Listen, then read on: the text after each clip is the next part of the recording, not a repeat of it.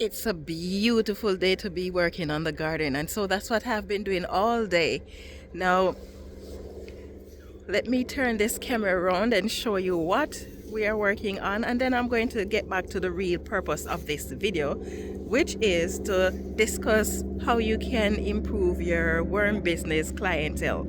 So, let me show you what's happening in the garden first, and then we'll get into the meat of the matter.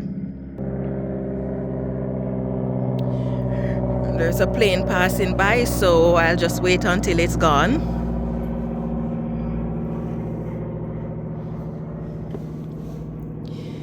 Okay, so what you're looking at here is the mess that was left by the strong winds last spring, and I was distraught, so I decided, you know what, I'm tired of the rain and the soggy soil and the strong winds, so I'm not going to rebuild this garden. But I couldn't stay away, so I'm in the process of cleaning up and rebuilding my beds.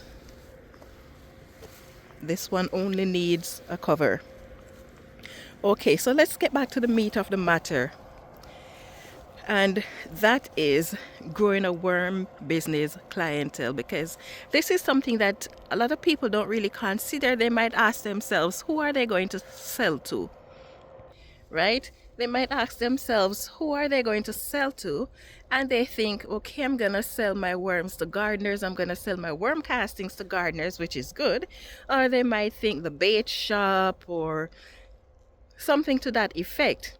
But then they don't really think about narrowing down who they sell their worms and worm farming products to. And what happens when they do that is now they're competing with everybody in their local and sometimes even nationwide. If those larger worm businesses do shipping, then they're competing with all of those other worm businesses. So then it is very important that you narrow down who your ideal client is. So how can you narrow down who your ideal client is?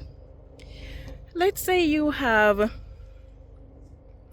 a lot of gardeners in your community. Now, there are different types of gardeners. There are gardeners who garden just for the fun of it. There are gardeners who are gardening because they want to subsidize their income by growing some of the food that they eat so that they don't have to purchase everything. Or there are those who want to completely grow everything that they eat. So you could narrow it down by selecting from among these. So say, for example, your ideal client is someone who is concerned about the environment and they are aware that worm farming will keep a lot of the plant debris and organic matter out of the landfill. At the same time, they want to grow organic food for their family. They want to reduce their dependence on chemical fertilizers. They are concerned about sustainability, and so you can narrow it down. The more you narrow down who your ideal client is, then the more likely it is that you're going to be reaching a lot of clients, because now you're not trying to reach everyone that all the other worm businesses are trying to reach. You have narrowed it down to a specific group among the gardening community, and so that make it easier. Now, what is the benefit of doing that?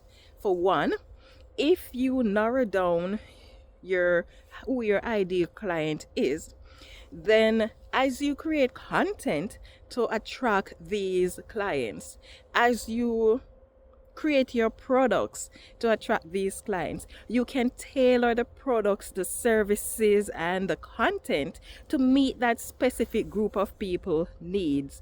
And when you tailor your content, you tailor your products or services to meet the needs of your clients, then it makes it easier for you, because you don't have to be all over the place. Have you ever gone on maybe say YouTube or Facebook and you find a video that is exactly what you were looking for, and so you are impressed with the way the person delivered the video, the information, the scenery, everything was just good, and you are excited, and so you say, okay, you know what, I'm gonna follow this person.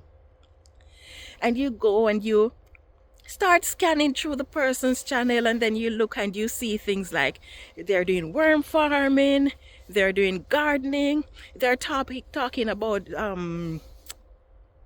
partying, they're talking about mechanics, they're talking about so many different topics that it is hard for you to find the material that you want on their platform. That is what it is like if you don't narrow down your niche. You have to be tailoring your content to suit a wide variety of clients. Whereas when you narrow down your niche, then you're just facilitating one or two type of clients as opposed to trying to meet everyone.